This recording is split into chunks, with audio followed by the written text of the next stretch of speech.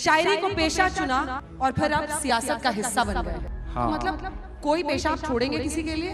कर क्या रहे हैं जीवन में? पत्रकारिता की पढ़ाई की लेकिन छोड़ दिया, पेशा नहीं बनाया उसको। करते तो वो भी अच्छा करते। फिर लगा कि जब एक ऐसा वक्त आया कि सब कुछ सियासत ही तय कर रही हो, कलम को भी सियासत ही तय कर रही हो कि कितना लिखना है, कितना बोलना है। जब पत्रकारों के नाम एक साथ जो है वो फ्रेम करके दुनिया के सामने रखे जा रहे हो कि कवर करने वाले लोगों के नाम ये हैं, उनका भी जात, उनकी भी मजहब तय किया जा रहा हो, तो मुझे लगा कि नहीं, चलते हैं सियासत की दुनिया में, देखते हैं क्या कर सकते हैं। तो अब शायर कितना बचा है और कितना सियासतदां हो गए हैं इमरान प्रताप? मैं कोशिश कर रहा हूं कि शायर और सियासतदां कितना हो जाएं, उससे ज्यादा जरूरी है कि मेरे अंदर का इंसान कितना बचा हुआ है। इस दौर की जो सच्चाई है कि एक अकेला क्या कर लेता, एक अकेला क्या कर लेता, एक अकेला क्या कर लेता,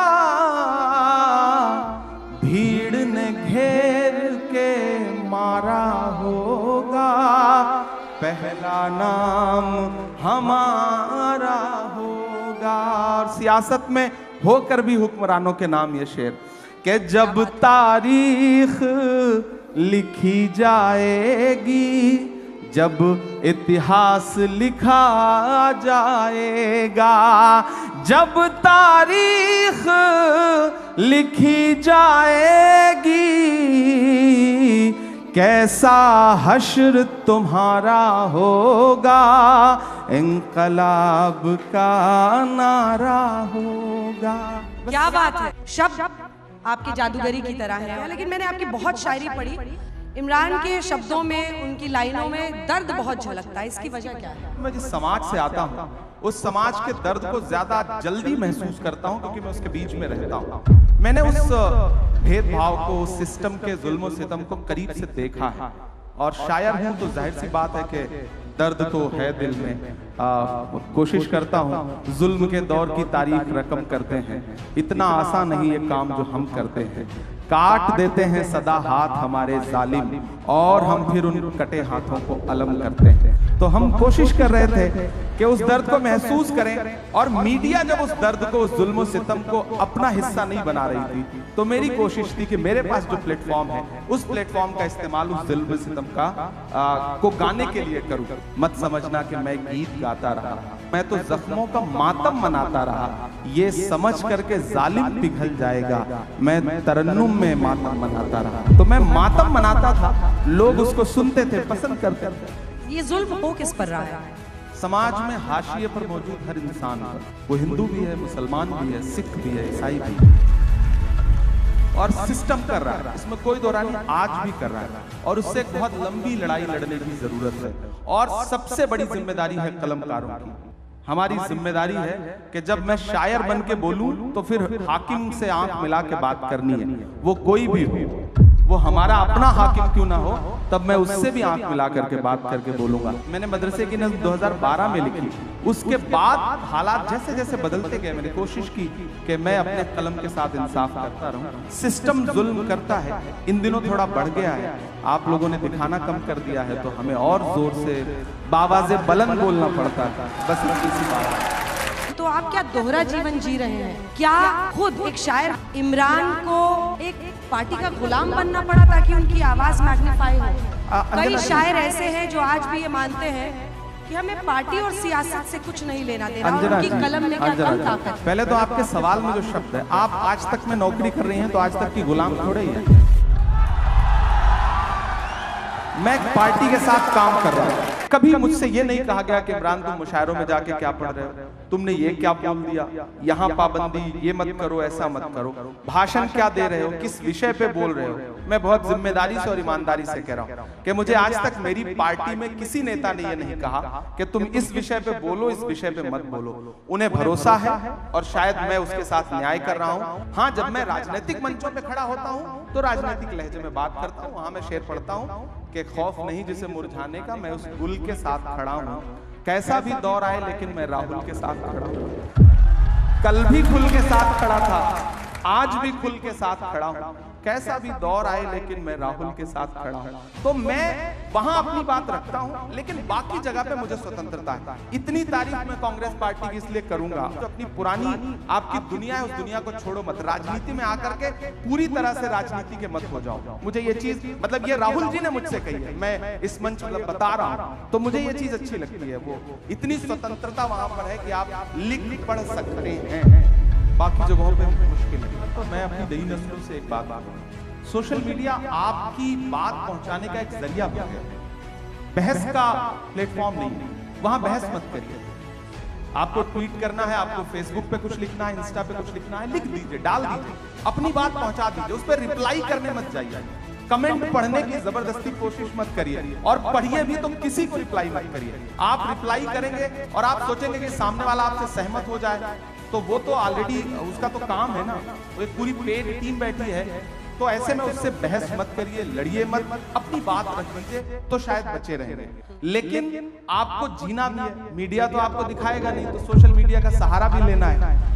तो ऐसे में हमारे पास माध्यम क्या है? हमें लोगों के पास जाने के लिए एक तो मंच है, दूसरा वो वाला प्रपंच है, तो उससे निपटना ही है। तो आप कैसे पार पा सकते हैं? यही सुंदरता है। ये नया भारत है, ये घर में घुस के मारता है। यहाँ पे बैठे हैं, मंच हमारा है, बाकियों का भड़ास यहाँ मत निकालिए। हम यहाँ अगर आए हैं ना, तो आपने हमें बुलाया है, हम तब आए बिल्कुल, हमारे हैं। हम सिर्फ हमने कितने सांचों में ढल के आए हैं, कितने सांचों में ढल के आए हैं, ख्वाब की तरह पल के आए हैं। तुम सिफारिश से जहां पहुंचे हो, हम वहां खुद ही चल के आए हैं। तो हमें तो बुलाया गया, हमें तो बुलाया गया है। क्या राजनीति में आना जरूरी हो गया था इमरान? बिल्कुल जरूरी हो गया। बहुत सारे शायर ऐसे हैं जो मानते हैं कि अपनी कलम को आजाद रखना किसी भी एक पार्टी की विचारधारा से उनकी पूरी जिंदगी का लक्ष्य होता है। आप जिस दौर में जी रहे हैं, ये कहना कि मेरा सियासत से कोई लेना देना नहीं है, ये सबसे बड़ी सियासत है। जो भी ये कह रहा है वो सबसे बड़ी सियासत कर रहा है, वो अपने आप को सबका रखना चाहता है। आज का दौर ऐसा है कि आप सिर्फ जुल्म को बुरा मत कहो, जालिम को बुरा मत कहो, जो अच्छा है उसका साथ भी दो। हम सिर्फ फेसबुक पर, ट्विटर पर, इंस्टा पे पोस्ट कर देते हैं, ये मामला हुआ, ये बड़ा गलत हुआ। जिसके साथ गलत हुआ उसके साथ खड़ा कौन होगा?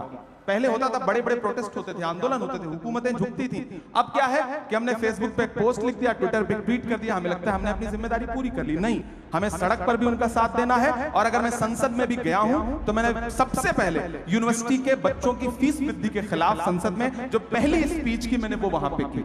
मैं वहां पर हिंदू मुसलमान बन के नहीं गया, मैं वहां एक युवा बन के गया हूं, और मैं लगातार जिस पर भी जुल्म हो रहा है उसके खिलाफ बोल रहा हूं। और मेरी नई नस्लों आपके नाम ये शेर कि आप चुपचाप जुल्म सहते हैं, आप चुपचाप जुल्म सहते हैं, आप चुपचाप जुल्म सहते हैं। क्या हुआ आपकी जवानी को, क्या हुआ आपकी जवानी को, बद्दुआ दे रहा है पानी को। कनेक्ट कैसे करते हैं लोगों से? मतलब एक शायर वहां खड़ा होता है या पॉलिटिशियन खड़ा होता है? लोग मुझे सुनने आते हैं, देखने नहीं। मेरे साथ यह है कि जो आवाम आती है मुझे सुनने, वो लाई हुई भीड़ नहीं होती, आई हुई भीड़ होती है। तो मुझे कनेक्ट करने में कोई दिक्कत नहीं आती। कितनों को सिखाया ये बताइए। असल बात ये है, राहुल जी को भी सिखा रहे हैं, नहीं सिखा रहे? सबसे पहले तो मैं देश की पार्लियामेंट में पहुंचा हूं, और पिछले 2 साल की पार्लियामेंट की तमाम जो स्पीचेस हैं उठा के देखिए, आपको लगेगा कि सारे लोग शायरी सुना रहे हैं। खड़गे साहब शायरी सुना रहे हैं, धनखड़ साहब शायरी सुना रहे हैं। एक दिन तो धनखड़ साहब ने, यानी चेयरमैन साहब ने राज्यसभा के फाइनेंस मिनिस्टर से कहा कि क्या इमरान प्रतापगढ़ी की शायरी पे टैक्स लग सकता है क्या? वो आप वो वीडियो उठा करके देखिएगा। तो आप कोई भी शेर सुनाता जिसको मैंने शेर ना भी लिख के दिया हो, तो चेयरमैन साहब को लगता है कि मैंने ही लिख के दिया होगा। मोदी जी भी शायरी सुनाते हैं कभी कभी, अडवाणी जी ने भी कभी कभी शायरी सुनाई है। तो मुझे लग रहा है कि आने वाले दिनों में और कुछ लोग सुनाने लगेंगे। मैं तो कोशिश करूंगा कि राहुल जी भी सुना। अब अडवाणी जी का क्रेडिट मत लेने लगिएगा। हम किसी की क्रेडिट नहीं ले रहे हैं, उसकी क्रेडिट हम आपको दे रहे हैं। क्या कह रहे हैं? वो कहा कह रहे हैं, वो कह रहे हैं कि हम खड़े मोदी जी के साथ। अच्छी बात है, मैं कहाँ करूँ? हालांकि वो खड़ी नहीं हो तो बैठी हैं। वो तो खड़ी नहीं है, वो तो बैठी है। मोदी मोदी के नारे लगा रहे हैं वो लोग, लेकिन अच्छी बात है लगाए। मुझे तो अच्छा लग रहा है ना कि मैं उनके बीच में आके भी कविताएं सुना रहा हूँ। ये शब्दों की ताकत है कि मैं उनके बीच में भी खड़ा होकर के कविताएं सुना रहा हूँ, और मैं सुनाऊंगा। ये तो अच्छी बात। मैं तो पार्लियामेंट में मोदी जी बैठे रहते हैं तब उनको भी सुनाता हूँ। मैं तो उनसे पूछता हूँ कहाँ सोया है चौकीदार, विजय माल्या नाक के नीचे से हो गया फरार, कहाँ सोया है चौकीदार। अमीर इमाम का एक बहुत अच्छा शेर है कि आए हैं और शान से आए हुए हैं हम, आए हैं और शान से आए हुए हैं हम, मिट्टी में आसमान से आए हुए हैं हम, सीना महक रहा है तो हैरत है किस लिए, फूलों के खानदान से आए हुए हैं हम। तो दरअसल हम आए उसी दुनिया से। इतिहास में पहली बार विपक्ष के 146 सांसद राज्यसभा और लोकसभा मिला के सस्पेंड हुए। हम निकले तो मीडिया के साथ ही बाहर खड़े थे, तो उन्होंने व्यंग्यात्मक तरीके से कहा कि सस्पेंड हो गए। तो हमने कहा भाई आज सस्पेंड ना हुए होते तो अपनी नजरों में गिर जाते हैं, ऐसा लगता कि बुज़दिलों में नाम शुमार हो रहा है, बहादुरों में नहीं। तो बोले आप शायर हैं, शायरी की भाषा में बताइए। तो एक नज्म कही मैंने वहीं पर कि जख्म पर जख्म खा के निकले हैं। ये संगीत वाले भी जो साथी बैठे हैं मुझे उनका भी साथ मिले कि जख्म पर जख्म खा के निकले हैं, हाँ मगर मुस्कुरा के निकले हैं। सर झुकाने का हुक्म जब आया, सर झुकाने का हुक्म जब आया, और भी सर उठा के निकले हैं, और भी सर उठा के निकले हैं। और सस्पेंड होके आए थे तो गुस्सा था, तब ये शेर पढ़ा कि हर सितम का जवाब आएगा, देखना इंकलाब आएगा। कल आ ही गया ना कि हर सितम का जवाब आएगा, देखना इंकलाब आएगा। अच्छे दिन का किए थे जो वादा, उनका दिन भी खराब आएगा, उनका दिन भी खराब आएगा। हम तो निकले हैं मुस्कुराते हुए, हम तो निकले हैं मुस्कुराते हुए, और वो तिल मिला के निकले हैं, और भी सर उठा के निकले हैं। क्या बात है, ये बात आपको